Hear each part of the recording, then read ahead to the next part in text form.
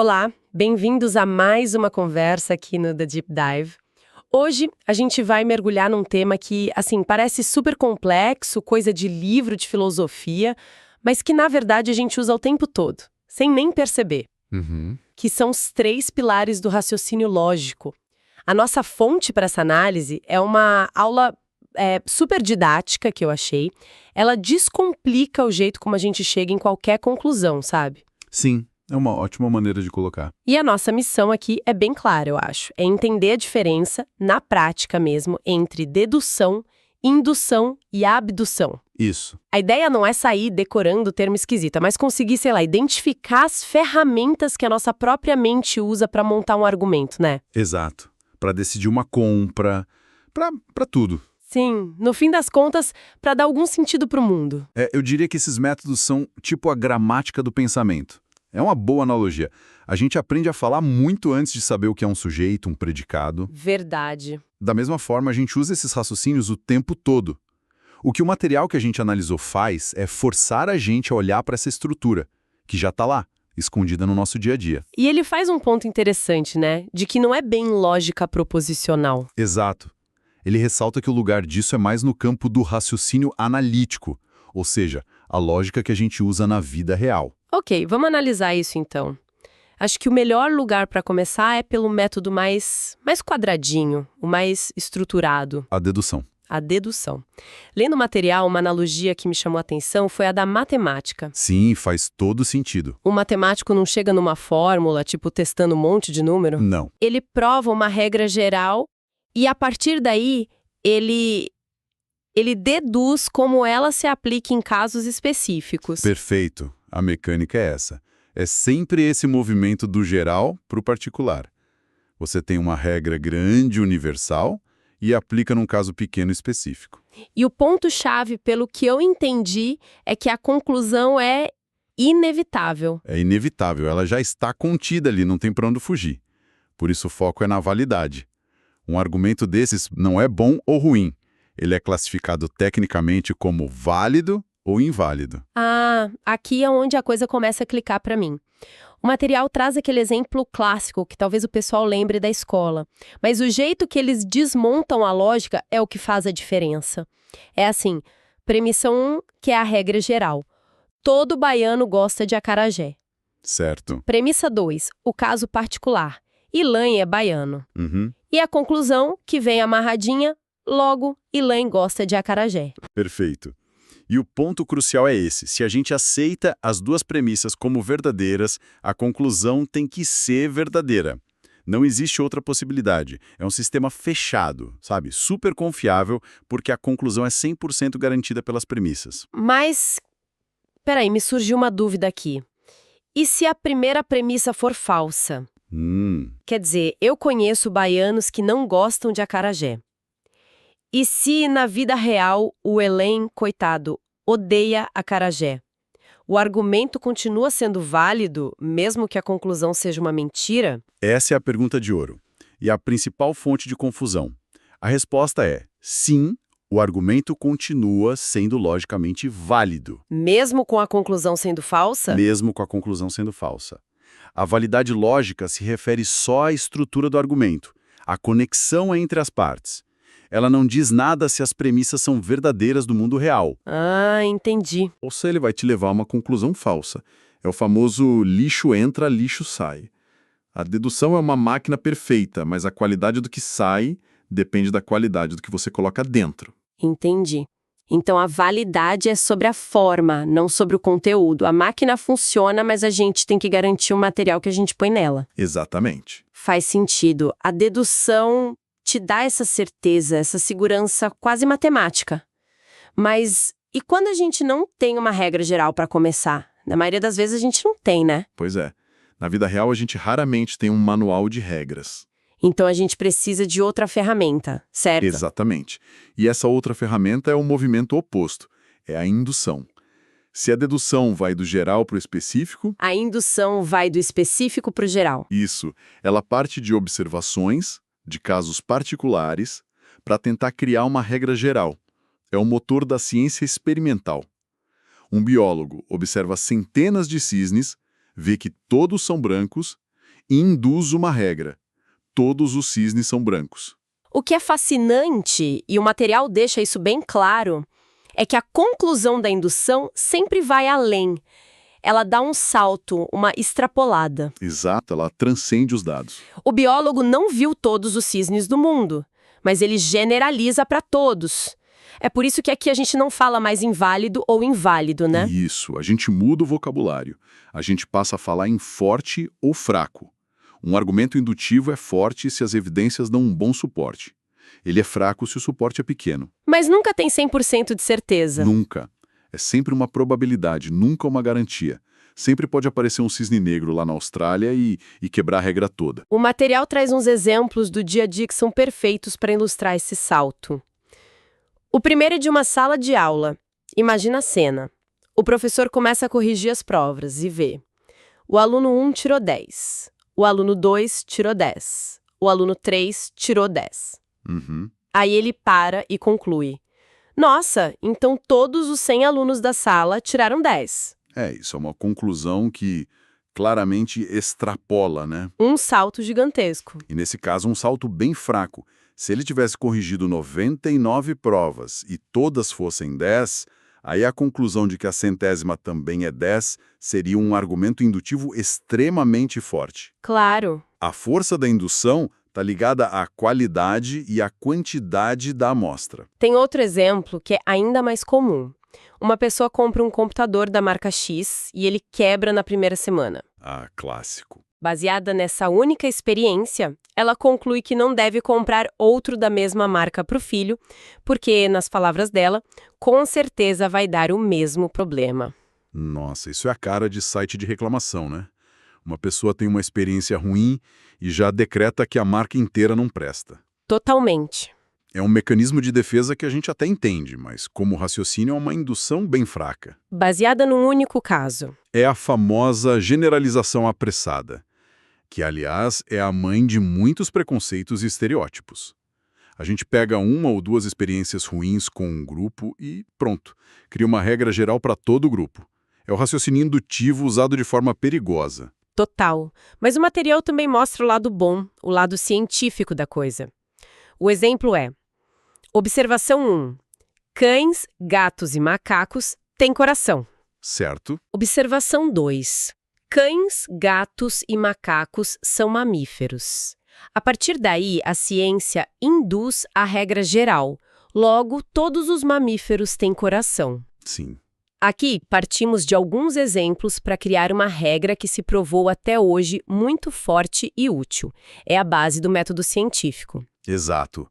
A ciência avança por indução, criando teorias gerais a partir de observações e depois usa dedução para testar as implicações dessas teorias. Uma coisa alimenta a outra. Perfeito. Então já vimos a certeza da dedução, que parte de uma regra, e o salto da indução, que tenta criar uma regra. Mas, e quando a gente não tem nem regra pronta, nem um monte de exemplos?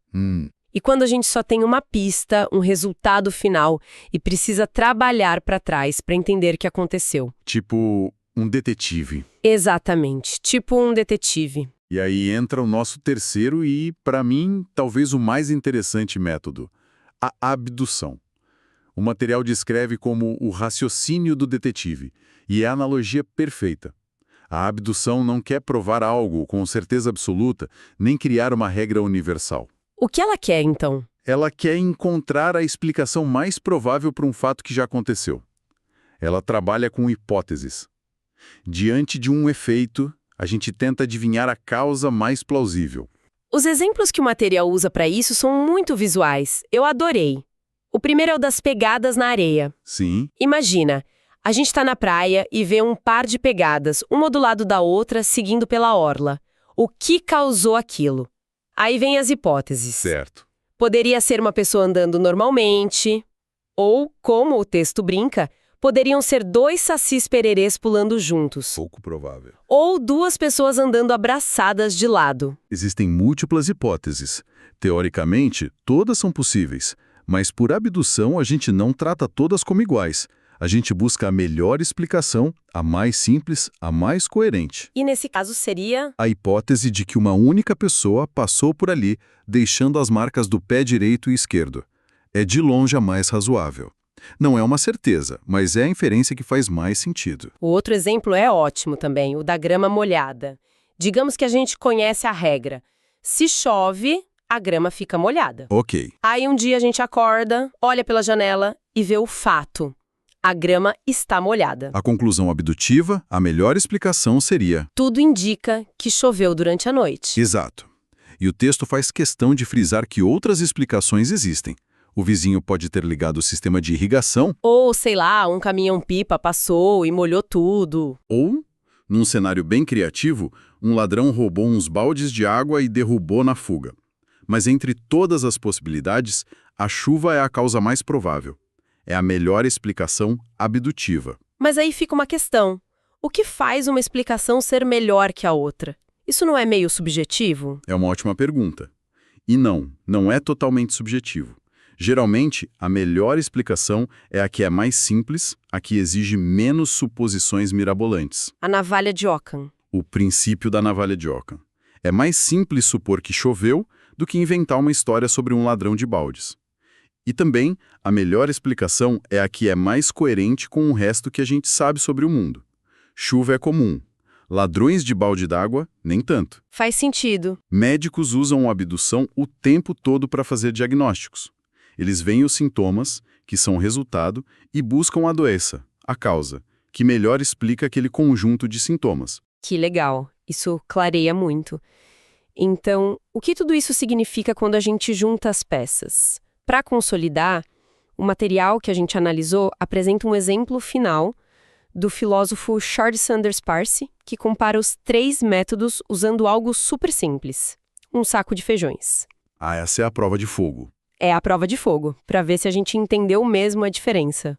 É a melhor parte para amarrar tudo. Vamos lá, vamos passar por cada cenário. Imagina que a gente tem um saco de feijões na nossa frente. Cenário 1. A dedução. A lógica aqui é aplicar uma regra que a gente já conhece. Ok. A regra é: todos os feijões desse saco são brancos. É um fato que nos foi dado. O caso é: estes feijões aqui na minha mão são deste saco. Eu acabei de tirar. A conclusão, o resultado, não tem escapatória. Logo, estes feijões na minha mão são brancos. Certeza absoluta. Isso. Ok, isso foi fácil. Partimos da regra do saco e aplicamos aos feijões. Agora, como seria a indução nesse mesmo cenário? Cenário 2.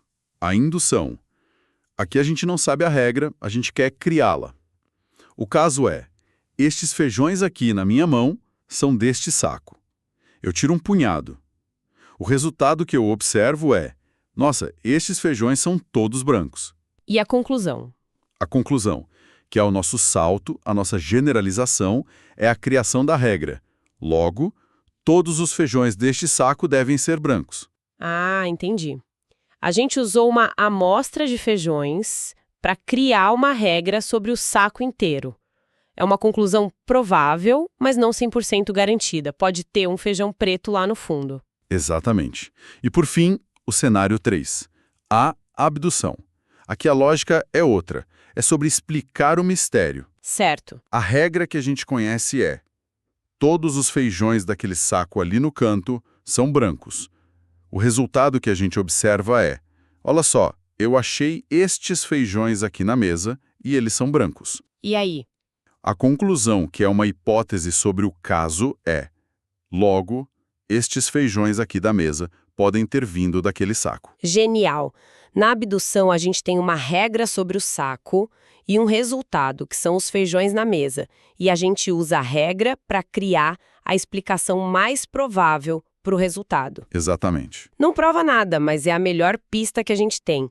Esse exemplo dos feijões realmente deixa tudo cristalino. Sim, ele mostra como, dependendo de qual peça do quebra-cabeça você tem, regra, caso ou resultado, e qual você está tentando descobrir, você usa uma ferramenta de raciocínio diferente. Resumindo a nossa análise de hoje, então, fica muito claro que dedução, indução e abdução não são só conceitos abstratos. De jeito nenhum. São, de fato, as engrenagens por trás do jeito como a gente processa informação, monta um argumento e tenta fazer o mundo fazer sentido. E isso se conecta diretamente com a meta de quem nos ouve, né? Que é estar mais bem informado. A partir de agora, ao ler uma notícia ou participar de uma reunião, dá para começar a prestar atenção não só no que a pessoa está dizendo, mas em como ela chegou naquela conclusão. Sim, qual foi o caminho? Foi uma dedução partindo de uma regra? Foi uma indução generalizando a partir de exemplos? Ou foi uma abdução buscando a melhor explicação para um fato? Só de fazer essa pergunta, o nosso nível de pensamento crítico já sobe bastante. É uma nova camada de leitura do mundo, né? Totalmente. E para deixar uma reflexão final, da próxima vez que um serviço de streaming recomendar um filme ou uma loja online sugerir um produto, vale a pena pensar em qual tipo de raciocínio está em ação ali. O algoritmo está sendo um detetive, um cientista ou um matemático? Boa. Às vezes parece que ele está deduzindo a partir de uma regra clara, tipo, a pessoa marcou que gosta de ficção científica, logo vou recomendar este filme. Exato. Outras vezes ele está claramente induzindo. Pessoas que compraram o produto X também compraram o Y, logo vou recomendar Y para essa pessoa também. Que é o mais comum, provavelmente. E tem aquelas recomendações mais esquisitas. A pura abdução. O algoritmo olha para o seu histórico todo bagunçado e pensa: qual a melhor explicação para alguém ter visto um documentário sobre abelhas, um filme de ação dos anos 80 e uma comédia romântica coreana? Exato. E aí ele te sugere uma coisa que parece não ter nada a ver, mas que na lógica dele é a melhor hipótese para te agradar. Reconhecer esses padrões de pensamento, seja nos outros, em nós ou nos algoritmos que nos cercam, é o primeiro grande passo para um pensamento mais consciente e mais afiado.